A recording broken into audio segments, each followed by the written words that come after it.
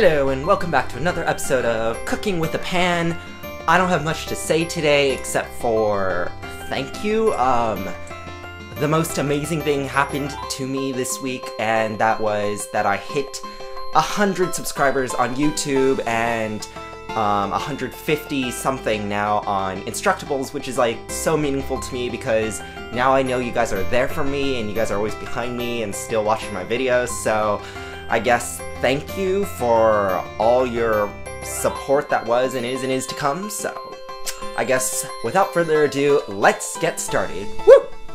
So today we will be making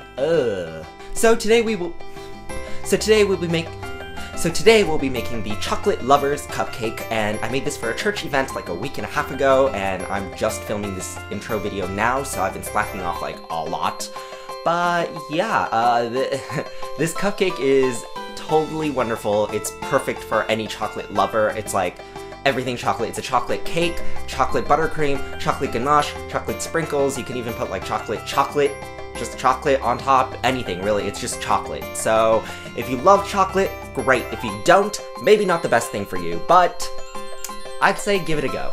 So, as always, step number 1 is to gather the ingredients, and also, as always, I do not have this memorized, so I'm going to consult my list.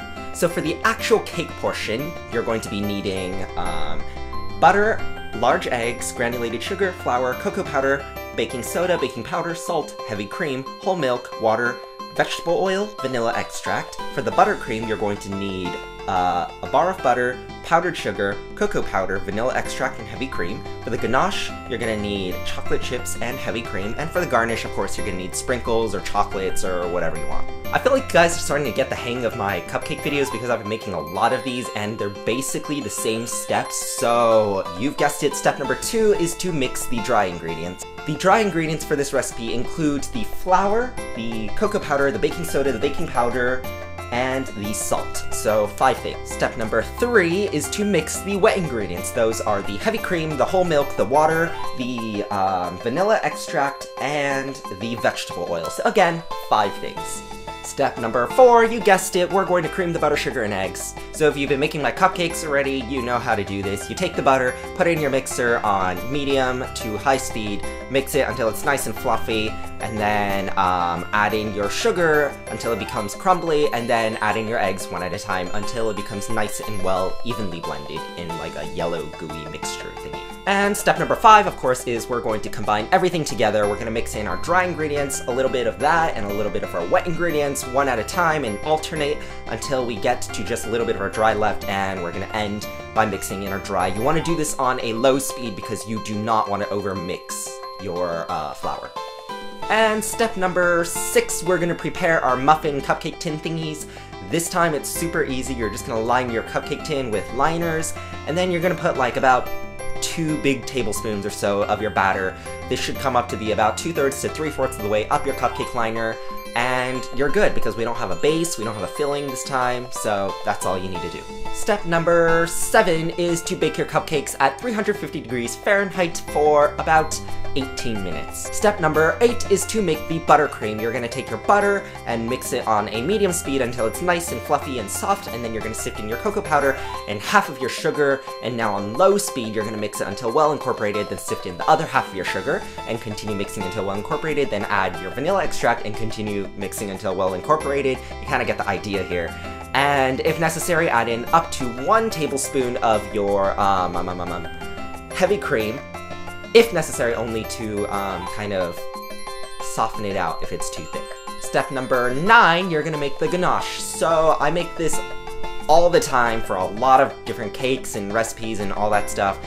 Basically, you take your chocolate chips, put it in a heat-proof bowl, then in a separate pot, you're going to heat up your heavy cream until it comes to a low simmer, then pour it over your chocolate chips, and just mix until it's nice and